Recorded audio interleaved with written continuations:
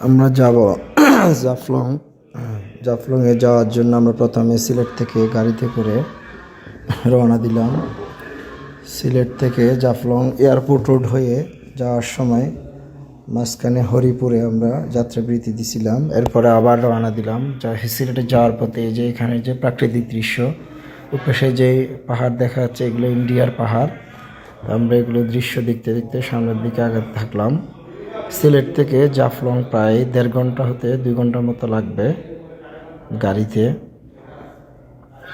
আমরা গাড়িতে করে জাফলংয়ের কাছাকাছি পৌঁছে গেলাম। এখানে এসে প্রথমে আমরা এখানে কিছু ক্যান্টিন এবং বিভিন্ন ঝুপড়ি দোকান আছে, এগুলো থেকে আমরা প্রথমে এখানে রেস্টুরেন্টে বসে নাস্তা করলাম। নাস্তা করার পরে এই যে জাফলংয়ে নামবো। জাফলংয়ের এই পাশে যে পাহাড়গুলো দেখা যাচ্ছে, এটা হচ্ছে ইন্ডিয়ার ডাউকি শহর।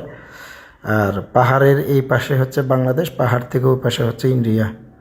তো আমরা আস্তে আস্তে সামনের দিকে আগাবো। এখানে সিঁড়ি আছে, সিঁড়ির নিচেই জাফলংয়ের যে সবাই যেখানে বোটে চড়ে ওখানে নামবো।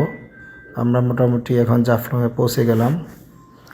এখন আমরা সিঁড়ি দিয়ে নিচের দিকে নামতে থাকবো। আর এখানে কিছুটা সাইনবোর্ড দেখলাম, এই যে বাম পাশে এখানে লেখা আছে, এখানে যে ওই যে সাইনবোর্ডটা দেখা যাচ্ছে, এখানে লেখা আছে বিভিন্ন সময় এখানে নৌকাতে করে অনেকে ডুবে যায়, সেজন্য সতর্ক থাকার জন্য বলা হয়েছে। তা আমরা মোটামুটি এখানে